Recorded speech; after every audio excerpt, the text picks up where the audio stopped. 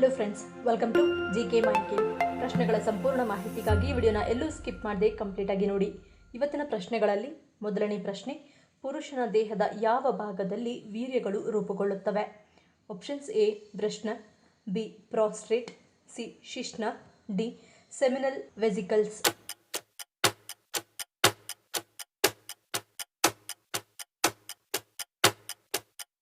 ಸರಿಯಾದ ಉತ್ತರ option A ವೃಷ್ಣ. ಇವು ವೃಷ್ಣಕೋಶದೊಳಗೆ ಇರುವ ಎರಡು ಸಣ್ಣ ಅಂಗಗಳಾಗಿದ್ದು ವೀರ್ಯ ಮತ್ತು ಟೆಸ್ಟೋಸ್ಟೆರಾನ್ ಅನ್ನು ಉತ್ಪಾದಿಸುತ್ತವೆ. ಎಪಿಡೈಮಿಸ್ ಎಂಬ ಉದ್ದನೆಯ ಕೊಳವೆ ಪ್ರತಿ ವೃಷ್ಣದ ಬಳಿ ಇದೆ ಮತ್ತು ವೀರ್ಯವನ್ನು ನಿಮ್ಮ ವೃಷ್ಣಗಳಿಂದ ವಾಸ್ ಡಿಫರೆನ್ಸ್ಗೆ ಸಾಗಿಸುತ್ತದೆ. ಈ ಟ್ಯೂಬ್ ಎಪಿಡೈಮಿಸ್ ಅನ್ನು ಮೂತ್ರನಾಳಕ್ಕೆ ಸಂಪರ್ಕಿಸುತ್ತದೆ. ಇದು ದೇಹದಿಂದ ಮೂತ್ರ ಮತ್ತು ವೀರ್ಯವನ್ನು ಸಾಗಿಸುವ ತೆರೆಯುವಿಕೆಯಾಗಿದೆ. ವಾಸ್ ಡಿಫರೆನ್ಸ್ ವೀರ್ಯವನ್ನು ಸಂಗ್ರಹಿಸಿ ಸ್ಕ್ರೋಟಮ್ನಿಂದ ಹೊರಗೆ ಒಯ್ಯುತ್ತದೆ.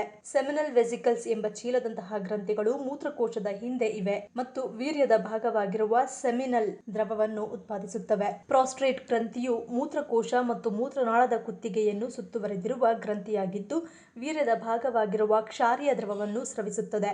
ಇದು ಶಿಶ್ನದಿಂದ ವೀರ್ಯವನ್ನು ಹೊರಹಾಕಲು ಸಹಾಯ ಮಾಡುತ್ತದೆ. ಎರಡನೇ ಪ್ರಶ್ನೆ, ಯಾವುದನ್ನು ಸರಿಯಾದ ಪ್ರಮಾಣದಲ್ಲಿ ಸೇವಿಸುವುದರಿಂದ ಪಾರ್ಶ್ವವಾಯು ಮತ್ತು ಹೃದಯ ಕಾಯಿಲೆಯ ಅಪಾಯವನ್ನು ಕಡಿಮೆ ಮಾಡುತ್ತದೆ? ಆಪ್ಷನ್ಸ್ ಎ ಮಾಂಸಾಹಾರ, ಬಿ ಜಿಡ್ಡಿನ ಪದಾರ್ಥ, ಸಿ ನೀರು, ಡಿ ಆಹಾರ.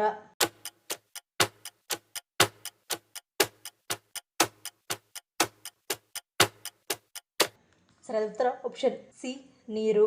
ಹೆಚ್ಚು ನೀರು ಸೇವಿಸುವ ವ್ಯಕ್ತಿಗಳು ಹೃದಯ ಸಂಬಂಧಿ ಕಾಯಿಲೆಯಿಂದ ಸಾಯುವ ಅಪಾಯ ಕಡಿಮೆ ಇರುತ್ತದೆ. ಹೆಚ್ಚಿನ ನೀರಿನ ಸೇವನೆಯು ಹೃದಯ ರಕ್ತನಾಳದ ಕಾಯಿಲೆಯ ಮರಣದ ವಿರುದ್ಧ ರಕ್ಷಣಾತ್ಮಕ ಪಾತ್ರವನ್ನು ವಹಿಸುತ್ತದೆ. ರಕ್ತದೊತ್ತಡದಲ್ಲಿ ತಾತ್ಕಾಲಿಕ ಕಡಿತ ಕನಿಷ್ಠವಾದರೂ ಸಹ ಹೃದಯದ ಕೆಲಸದ ಹೊರೆ ಕಡಿಮೆಯಾಗುತ್ತದೆ. ಅಧಿಕ ರಕ್ತದೊತ್ತಡ ಅಥವಾ ಹೃದಯ ರಕ್ತನಾಳದ ಒತ್ತಡಕ್ಕೆ ಒಳಗಾಗುವ ಜನರಿಗೆ ಈ ದೈನಂದಿನ ಅಭ್ಯಾಸವು ದೈನಂದಿನ ಪರಿಹಾರವನ್ನು ನೀಡಬಹುದು. ದೇಹದ ಎಲ್ಲ ಪ್ರಮುಖ ವ್ಯವಸ್ಥೆಗಳು ಸರಿಯಾದ ಜಲಸಂಚಯನದಿಂದ ಪ್ರಯೋಜನ ಪಡೆಯುತ್ತವೆ. ಹೃದಯ ರಕ್ತನಾಳ ಮತ್ತು ನರವೈಜ್ಞಾನಿಕ ದೃಷ್ಟಿಕೋನದಿಂದ ಇದು ಸಹಾಯ ಮಾಡುತ್ತದೆ. ಮೂರನೇ ಪ್ರಶ್ನೆ, ಒಂದು ದೇಶದಲ್ಲಿ ಚಿನ್ನ ಅಗ್ಗವಾಗಲು ಪ್ರಮುಖ ಕಾರಣವೇನು? ಆಪ್ಷನ್ಸ್ ಎ ಉತ್ಪಾದನೆ, ಬಿ ಚಿನ್ನದ ಶುದ್ಧತೆ, ಸಿ ದುಡ್ಡಿನ ಬೆಲೆ, ಡಿ ಮೇಲಿನ ಎಲ್ಲವೂ.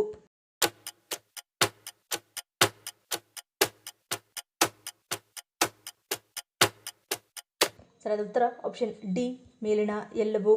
ಕೆಲವು ದೇಶಗಳಲ್ಲಿ ಚಿನ್ನದ ಬೆಲೆ ಕಡಿಮೆ ಇರಲು ಮುಖ್ಯ ಕಾರಣಗಳೆಂದರೆ ಅಂತಾರಾಷ್ಟ್ರೀಯ ಮಾರುಕಟ್ಟೆಯಲ್ಲಿ ಬೆಲೆಯ ಕುಸಿತ, ಡಾಲರ್ನ ಮೌಲ್ಯ ಹೆಚ್ಚಳ, ಕಡಿಮೆ ತೆರಿಗೆಗಳು ಅಥವಾ ಸುಂಕ, ಹೆಚ್ಚಿನ ಚಿನ್ನದ ಪೂರೈಕೆ ಮತ್ತು ಆಯಾ ದೇಶಗಳಲ್ಲಿನ ಆರ್ಥಿಕ ಸ್ಥಿತಿಗಳಾಗಿರುತ್ತವೆ. ನಾಲ್ಕನೇ ಪ್ರಶ್ನೆ, ಆಗಾಗ್ಗೆ ಕೆಮ್ಮು ಮತ್ತು ಶೀತದಿಂದ ಬಳಲುತ್ತಿರುವವರಿಗೆ ಯಾವುದು ಉತ್ತಮ ಮನೆಮದ್ದಾಗಿದೆ? ಆಪ್ಷನ್ಸ್ ಎ ಶುಂಠಿ, ಬಿ ಬೆಲ್ಲ, ಸಿ ವೀಳ್ಯದೆಲೆ, ಡಿ ಕಾಳುಮೆಣಸು.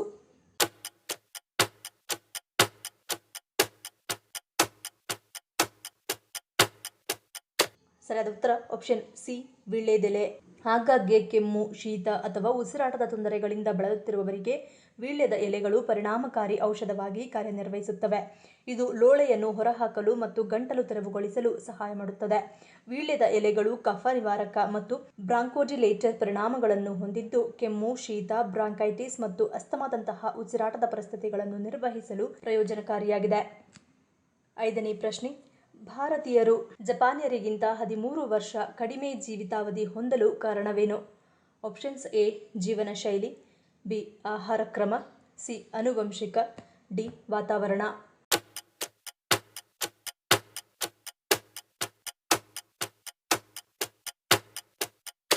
ಸರಿಯಾದ ಉತ್ತರ ಆಪ್ಷನ್ ಎ ಮತ್ತು ಬಿ.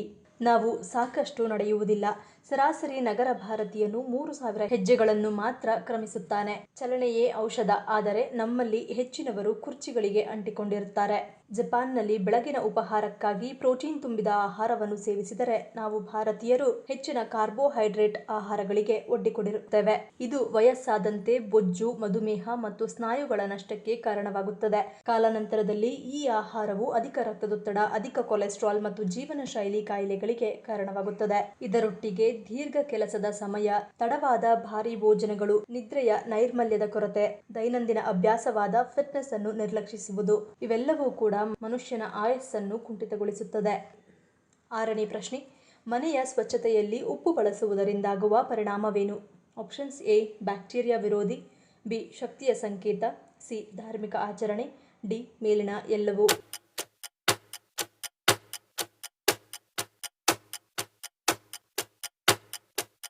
ಸರಿಯಾದ ಉತ್ತರ ಆಪ್ಷನ್ ಡಿ ಮೇಲಿನ ಎಲ್ಲವೂ.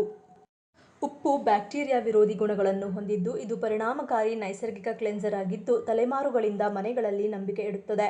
ನೀರಿನಲ್ಲಿ ಉಪ್ಪು ಬೆರೆಸಿದಾಗ ಸೂಕ್ಷ್ಮ ಜೀವಿಗಳು, ಬ್ಯಾಕ್ಟೀರಿಯಾ ಮತ್ತು ಸೊಳ್ಳೆಗಳು ಮತ್ತು ನೊಣಗಳಂತಹ ಕೀಟಗಳನ್ನು ತೆಗೆದುಹಾಕಲು ಸಹಾಯ ಮಾಡುತ್ತದೆ.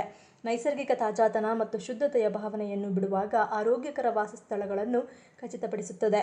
ದೈಹಿಕ ಶುಚಿತ್ವವನ್ನು ಮೀರಿ ಉಪ್ಪಿನ ಪಾತ್ರವು ಆಧ್ಯಾತ್ಮಿಕ ನೈರ್ಮಲ್ಯಕ್ಕೂ ವಿಸ್ತರಿಸುತ್ತದೆ. ಇದು ನಕಾರಾತ್ಮಕ ಶಕ್ತಿಗಳನ್ನು ತಟಸ್ಥಗೊಳಿಸುತ್ತದೆ ಮತ್ತು ನೈಸರ್ಗಿಕವಾಗಿ ಹಾನಿಕಾರಕ ಪ್ರಭಾವಗಳನ್ನು ನಿರ್ಬಂಧಿಸುತ್ತದೆ. 7ನೇ ಪ್ರಶ್ನೆ, ಹಾರ್ಮೋನಲ್ ಮೊಡವೆ ಸಮಸ್ಯೆಯನ್ನು ನಿವಾರಿಸಲು ನೆರವಾಗುವ ಆಹಾರ ಯಾವುದು? ಆಪ್ಷನ್ಸ್ ಎ ಹಸಿರು ತರಕಾರಿ, ಬಿ ಡೈರಿ ಉತ್ಪನ್ನ, ಸಿ ಡ್ರೈ ಫ್ರೂಟ್ಸ್, ಸಿ ಸಿಹಿ ತಿನಿಸು.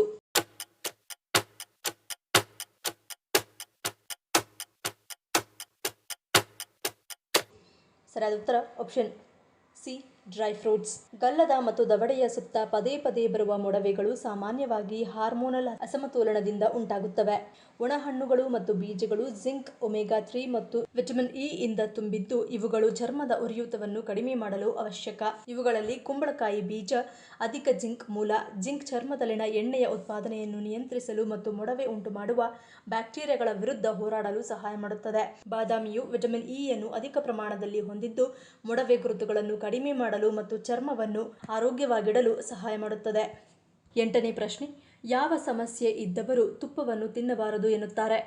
Options A liver, B BP, C sugar, D thyroid.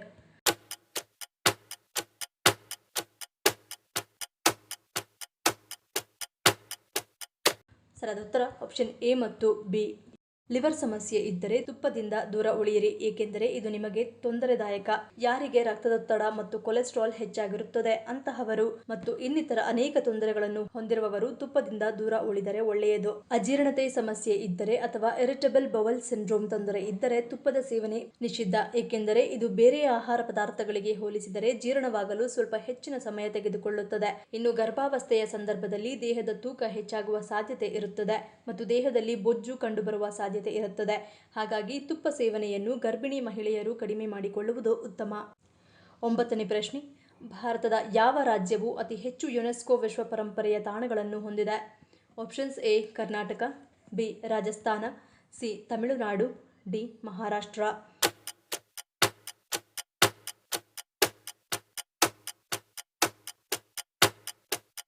ಸರಿಯಾದ ಉತ್ತರ ಆಪ್ಷನ್ ಡಿ ಮಹಾರಾಷ್ಟ್ರ. ಭಾರತದಲ್ಲಿ ಒಟ್ಟು 44 ಯುನೆಸ್ಕೋ ವಿಶ್ವ ಪರಂಪರೆಯ ತಾಣಗಳಿವೆ ಮತ್ತು ಮಹಾರಾಷ್ಟ್ರವು ಅತಿ ಹೆಚ್ಚು ಸಂಖ್ಯೆಯಲ್ಲಿರುವ ರಾಜ್ಯವಾಗಿದೆ. ಈ ಪಶ್ಚಿಮ ಭಾರತದ ರಾಜ್ಯವು ಇತಿಹಾಸ ಪ್ರಿಯರು, ಕಲಾಪ್ರೇಮಿಗಳು ಮತ್ತು ಕುತೂಹಲಕಾರಿ ಪ್ರಯಾಣಿಕರಿಗೆ ಆಟದ ಮೈದಾನವಾಗಿದ್ದು ಅವರು ದವಡೆಯಂತೆ ಬೀಳುವ ಬಂಡೆಗಳನ್ನು, ಕೆತ್ತಿದ ಗುಹೆಗಳಿಂದ ಹಿಡಿದು ಶೌರ್ಯದ ಕಥೆಗಳನ್ನು, ಪಿಸುಗುಟ್ಟುವ ಕೋಟೆಗಳು ಮತ್ತು ವಾಸ್ತುಶಿಲ್ಪದ ಮೇರುಕೃತಿಗಳಾಗಿ ದ್ವಿಗುಣಗೊಳ್ಳುವ ಗದ್ದಲದ ರೈಲು ನಿಲ್ದಾಣಗಳನ್ನು ಹೊಂದಿದ್ದಾರೆ. ಮಹಾರಾಷ್ಟ್ರವು ಪರಂಪರೆಯು ಕೇವಲ ಭೂತಕಾಲದ ಬಗ್ಗೆ ಅಲ್ಲ, ನೀವು ಬದುಕಬಹುದಾದ, ಸೆರೆ ಹಿಡಿಯಬಹುದಾದ ಮತ್ತು ಹಂಚಿಕೊಳ್ಳಬಹುದಾದ ಅನುಭವ ಎಂದು ಸಾಬೀತುಪಡಿಸುತ್ತದೆ. ಈ ಪ್ರಶ್ನೆಗಳಲ್ಲಿ ನೀವು ಎಷ್ಟು ಪ್ರಶ್ನೆಗಳಿಗೆ ಸರಿ ಉತ್ತರವನ್ನು ಕೊಟ್ಟರಿ ಅನ್ನೋದನ್ನು ಕಮೆಂಟ್ ಮಾಡಿ ತಿಳಿಸಿ. ಈ ವಿಡಿಯೋ ನಿಮಗೆ ಇಷ್ಟ ಆಗಿದ್ರೆ ಮರಿದೇ ಲೈಕ್ ಮಾಡಿ, ಶೇರ್ ಮಾಡಿ, ಸಬ್ಸ್ಕ್ರೈಬ್ ಮಾಡಿ. ನನ್ನ ಚಾನಲ್ನ ಇನ್ನೂ ಸಬ್ಸ್ಕ್ರೈಬ್ ಮಾಡದೆ ಹಾಗೆ ವಿಡಿಯೋಸ್ ನೋಡ್ತಿದ್ರೆ ಪ್ಲೀಸ್ ಸಬ್ಸ್ಕ್ರೈಬ್ ಮಾಡಿ, ಸಪೋರ್ಟ್ ಮಾಡಿ. ಮತ್ತೊಂದು ಇಂಟ್ರೆಸ್ಟಿಂಗ್ ವಿಡಿಯೋದೊಂದಿಗೆ ಸಿಗ್ತೀನಿ. Until love you all, take care.